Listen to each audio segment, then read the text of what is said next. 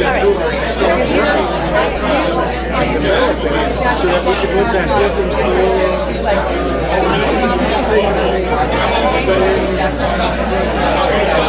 How you doing? So anyway, thank you.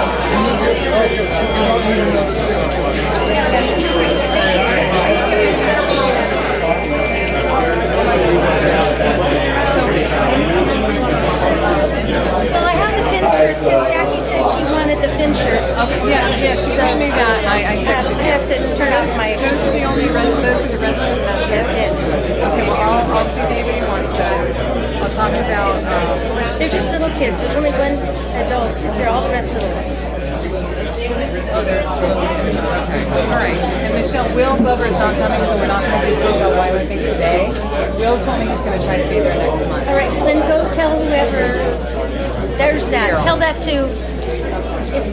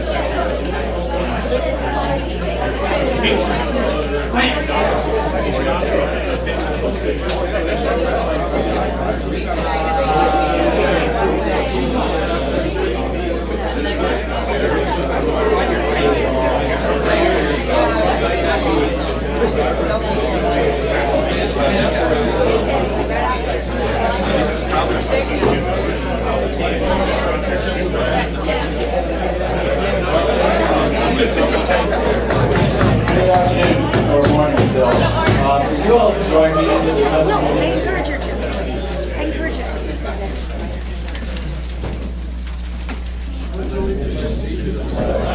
of the United States of America and to the republic for which it stands, one nation, under God, indivisible, with liberty and justice for all.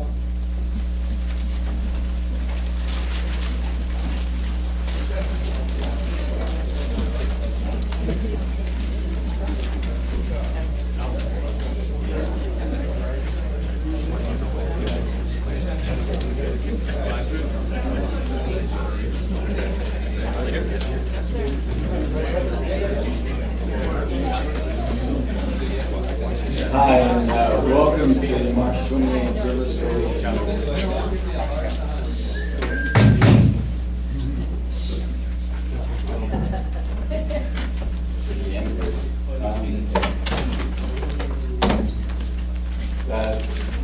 Mark Perry isn't going to be able to be here today, so I'm going to be here at today's meeting. And welcome all. The Rivers Coalition has been making some changes and adapting itself to the 21st century. And I think that the board is pleased that we're making these moves.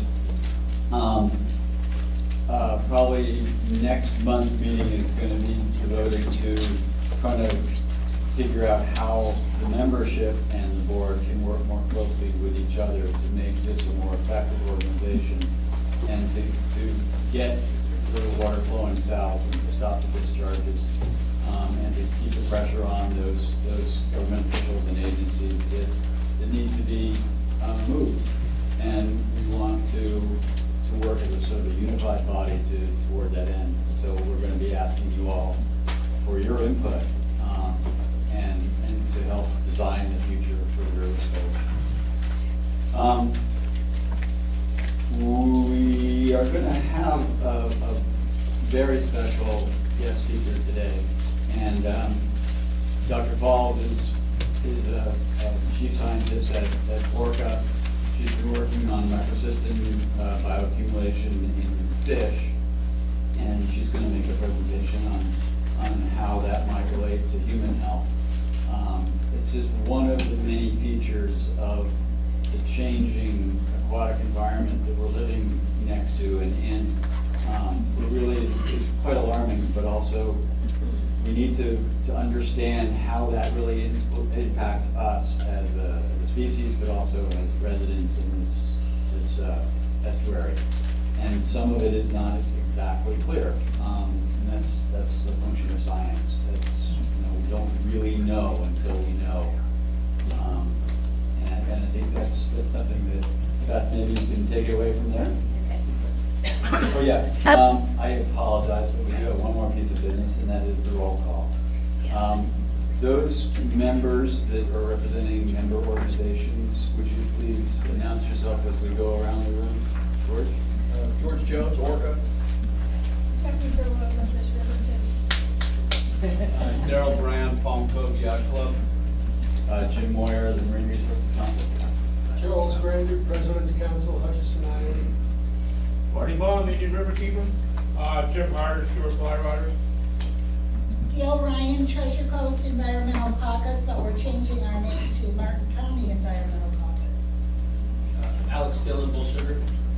Dan Merritt, C-Day Harbor. Tom Weissing, Lighthouse Boy. George McLean, Guardians of the Martin County. Doug Gaston, Audubon, Florida. Robert Revo, with Joseph Point Plumbers Association. Gary Smith, People Serious About Litter, St. Lucie County. James Packer, Royal Harbor Homeowners Association. Jeff Norris, Indian River Plantation, Robert Jones Association. Angela Stewart, Rotten Hill Club. Rip Fisher, Sailfish Point Yacht Club. Carl McIver, Sailfish Point POA. Marcy Pitkin, Unitarian Universalist Church of the Coast. Sherry Ganger, Conservation Line, St. Lucie County.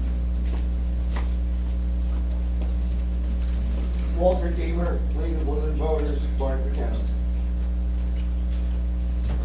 Pam Hopkins, Florida Geographic.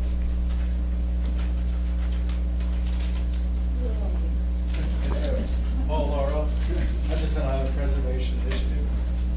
Jackie Transinger, Martin County Conservation Alliance. Jim Morton, Harbor Ridge Yacht Club. Wayne Custer, Four Winds on the River Condo Association. Bob Voisinay, Coconut Point Yacht Club. Joanne Swan, St. Lucie Sailing Club.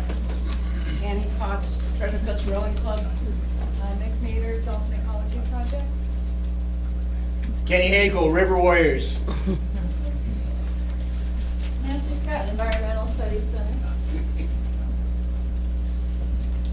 Waterways Chairman and Port Sewell Association.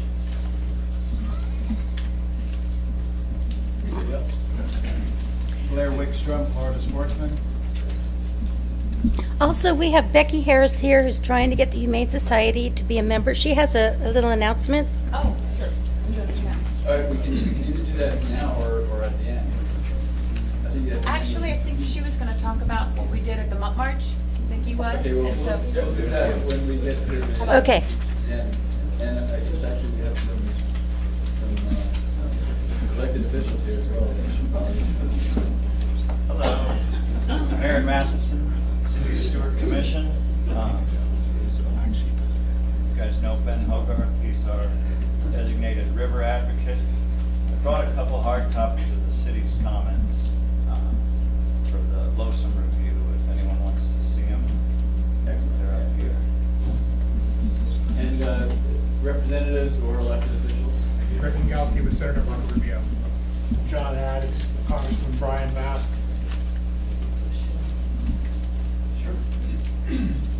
Hi, I just wanted to let everybody know that Kathy LaMartina is here, or she stand from the South Florida Harbor Management District. And I'm going to be changing out because of my new position. And Barbara will be taking over my position, and Nick and the committee will continue. So next month, I will not be sitting up here. Will you be attending? Yes, I'll be attending, yes.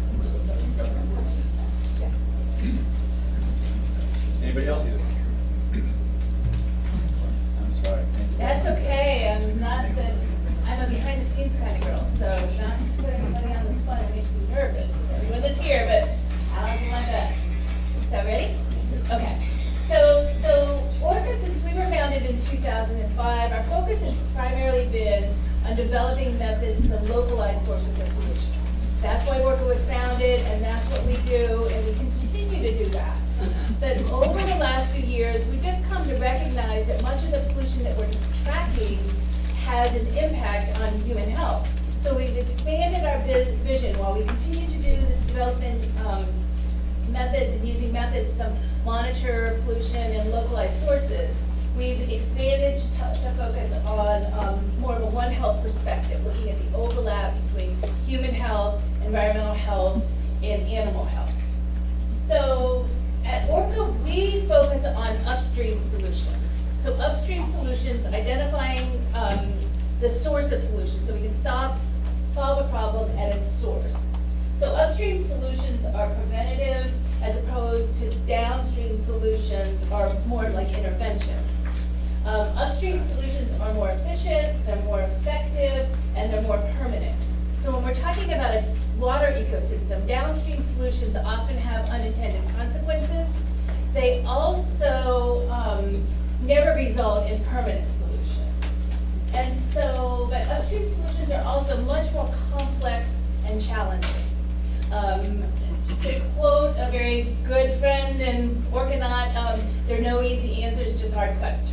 We hear that a lot from George Jones, which brings us back to what we do. So I like this cartoon. I know you can't see it, read it, but it's a news reporter saying a quadruple environmental tragedy here today, Brian, as a whale tangled in a tuna net full of dolphins beached itself on top of an egg-laying sea turtle and was hit by a gas-guzzling SUV. So it's kind of a comic interpretation, but it's really what we feel like at ORCA, kind of taking a step back and looking at the big picture. And what we do at ORCA, we call it applied science as opposed to basic science. So what's typically done is scientists work in a specific area. So you have environmental scientists, animal scientists, animal health scientists, human health scientists, and most science is done following the reductionist approach. So you take complex systems and you try to reduce them into individual parts so that they can be carefully studied. And I want to be very, very clear that I'm not saying that that's not extraordinarily valuable. It's the beginning and it's the basis of everything we know in this world. It's absolutely important, necessary, and we need to continue to do that type of work when we're talking about the Indian River Lagoon and the estuaries.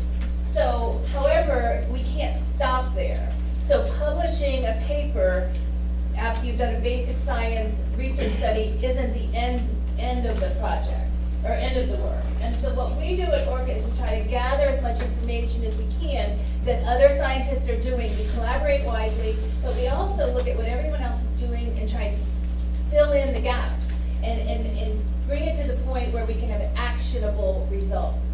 So this is what our normal day looks like at ORCA, where we're looking at, there's this person studying this, and this is how far they've gotten. And so I just wanted to set the stage of how we work at ORCA and why we collaborate very widely, but we're not a basic science research institution. So I know I don't have to go over any of this with any of you. I just want to set the stage because, so under a One Health umbrella, when we're talking about the overlap between human health and environmental health, and animal health, it's a big umbrella. So what ORCA is focused on is the transfer of pollutants from water ecosystems back to humans and animals that affect the health of humans and animals. And it's a cyclical relationship because it's things that we have done. It's anthropogenic pollution that is leading to the accumulation of toxins and toxicants that then are harming or potentially harming human and animal health. So there's a number of those. There's lots of toxicants, man-made chemicals that are accumulating in our ecosystem that are potentially harmful to human and animal health. What we're focusing on today is the nutrient pollution. So it's the accumulation of nutrients in the ecosystem that has led to these algae blooms, which are natural. Cyanobacteria is natural in our ecosystem. Evolution wouldn't have occurred without it. But it's the fact that the system has gotten out of balance. And so we have these very massive algae blooms more frequently than ever before, larger than ever before, that are leading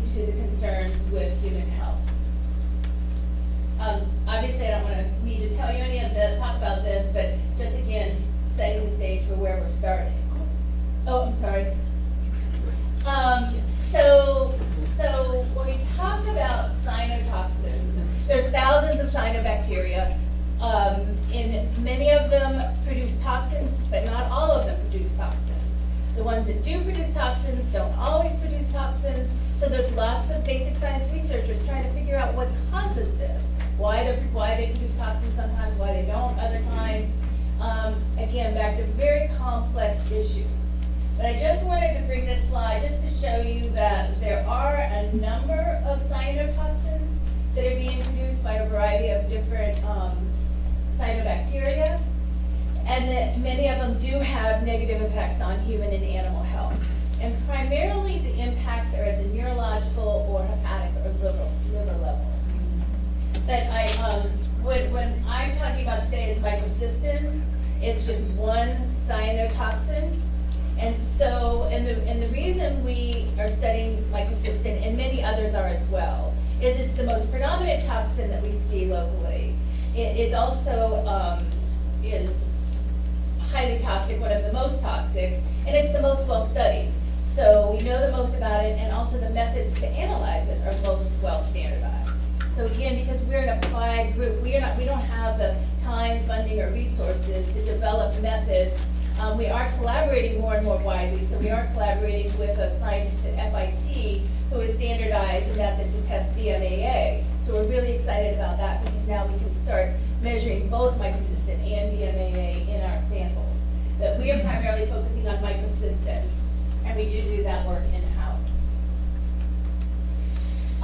The other thing I wanted to just set the stage with, just because I think it's important that we all, as this information starts to come out, that we all need to be able to interpret it and understand what it means and what it doesn't mean. So, as mammals, both humans and animals, we're extraordinarily robust mammals.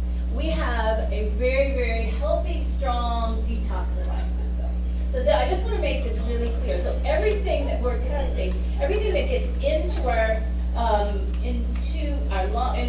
nasal passages, or everything we're exposed to through our skin, or everything that we ingest, doesn't make it into our bloodstream.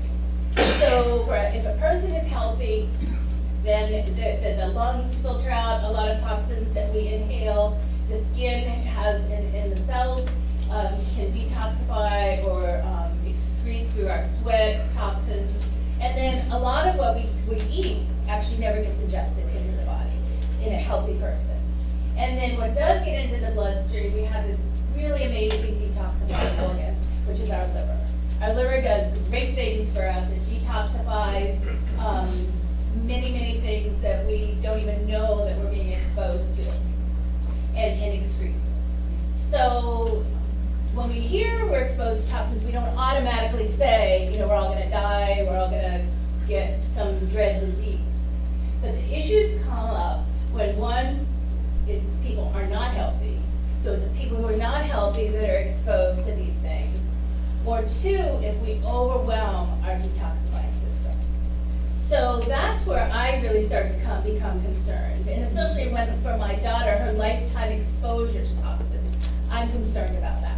So there's actually this whole new, I don't know if you guys have heard it, but there's exposomic research, exposomic science, is the lifetime exposure, the cumulative lifetime exposure to toxicants and toxins. That's something that we need to be concerned about. And that was never part of medical science because it wasn't, because we have this robust system where we didn't, there were acute toxicities, but the lifetime exposure is now what we have to be concerned about. So the things that we're concerned about locally when we're talking about cyanotoxins is cumulative effect over time, so chronic exposure, as well as overwhelming the system. So I think that Becky's going to talk about her dog, but what we heard about like this past summer when dogs died, particularly the one dog that died of liver failure after eating some fish or algae. That dog and these dogs that got very sick had a very, very high dose.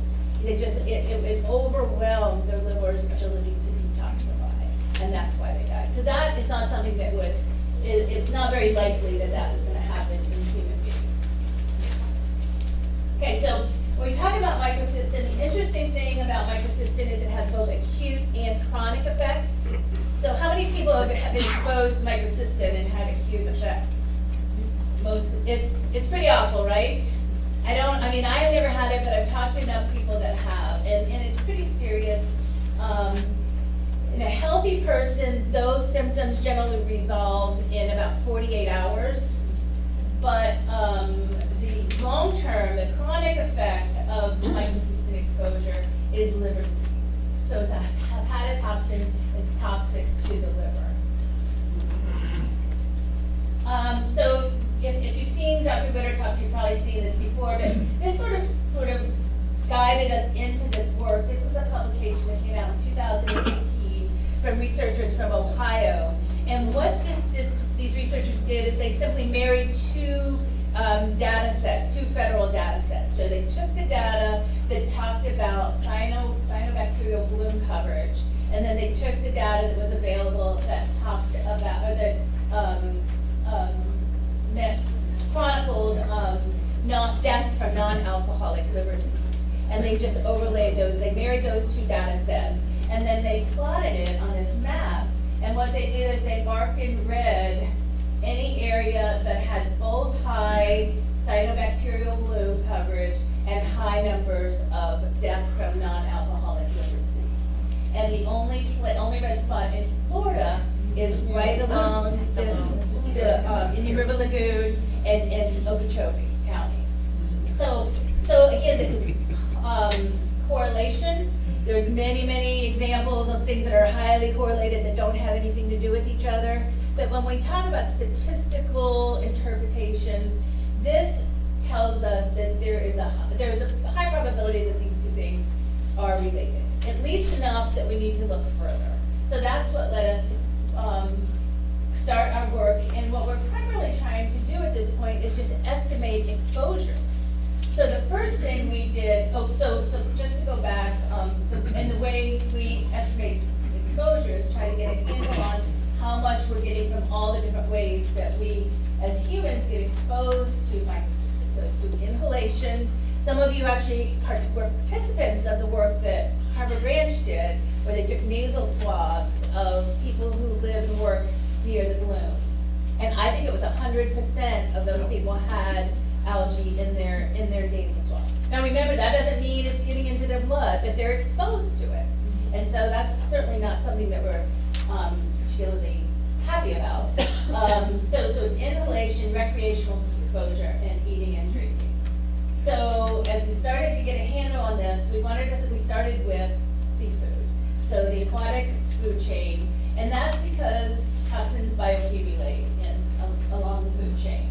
So the first study we did was funded by the Guardian of Martin County. And so I just want to say that Martin County is just a really great county. First of all, that you have an organization like this, and so many of you are here and so actively involved and educated. But the opportunity to get funding to do this kind of work is unique to Martin County. So the Guardians gave us a grant to do our first study to do what we call a convenience survey. So it's fun to work at ORCA because if you say something stupid, people don't hesitate to tell you. And so I started saying convenience survey, and Edie said, nobody knows what that is. I don't even understand what you're talking about. So I guess that's more of a human health term. But a convenience survey means you just take any information you can gather. So this, and understanding that it's not necessarily representative of the entire population.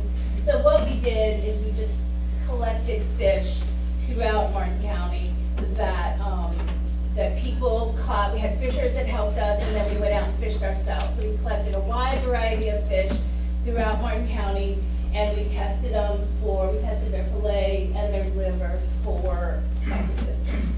So again, this doesn't tell me anything about specific areas or even really specific fish at this point because we have such a low end. But this is kind of to rule out this is an issue that we need to pursue. So if we didn't find microcystin in any of these fish or in any appreciable level, we would have gone another route and started looking at other things. But what our results for this study, we collected 51 fish, and again, this is not. Actually, I had a discussion with Edie about this morning because normally this number would be considered zero because laboratories set a detection limit. And then anything below that detection limit, they don't report. So I just want to be clear that I know that this isn't what is normally done. But of the 50, the reason I did this is I wanted to show that, so of the fish that we tested, 21 had no detectable microcystin in their fillet. 15 had detectable limits on several duplications. There's definitely something there, but it was a level below which we could quantify it, that we could accurately quantify it. And then another 15 had levels that we could consistently and confidently quantify. And the reason I put this here is because when we looked at the liver, only 3 of them had no detectable microcystin. So and 37 of them had quantifiable microcystin. So what that tells us is that this is building and it's accumulating. It just hasn't gotten to the level that it's high enough that we can quantify. Does that make sense? So that's why I put this up here. So what overall the take home and bottom line of this is that our fish are bioaccumulating microcystin. The average level of microcystin, and this is in these 15, is 7.4 nanograms per gram. So it gets confusing with all these different values, but the range was 0.8 to 39. So you can see it's a really high range. So I just want to kind of put this in some terms that would make sense or can be interpreted. So what this means is that the average, if someone ate a fillet of the average, that had the average level of microcystin, 7.4, and an average fillet of fish about 8 ounces, they would get about 1,800 nanograms from that one fish. Okay, so the World Health Organization has set a tolerable daily intake exposure level of 40 nanograms per kilogram body weight. So it's not complicated enough, now it's based on body weight. So if you take an average sized person that weighs about 155 pounds, 70 kilograms, then that tolerable level would be 2,800 nanograms per day. So that's the average person. If people weigh more, it would be higher. If they weigh less, it would be lower. But the point I want to make is 2,800, which is the tolerable daily intake, is much higher than this level in this average fish. So this is below the level that is set by the World Health Organization.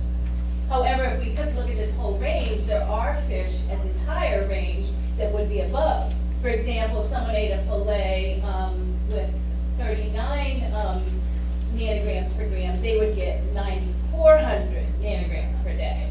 And so that's about 3 times the level set by the World Health Organization. I do want to point out that this is an armored catfish, so most of you wouldn't eat that, but there are people that eat those. So that's why we included it in here. There are people that eat those.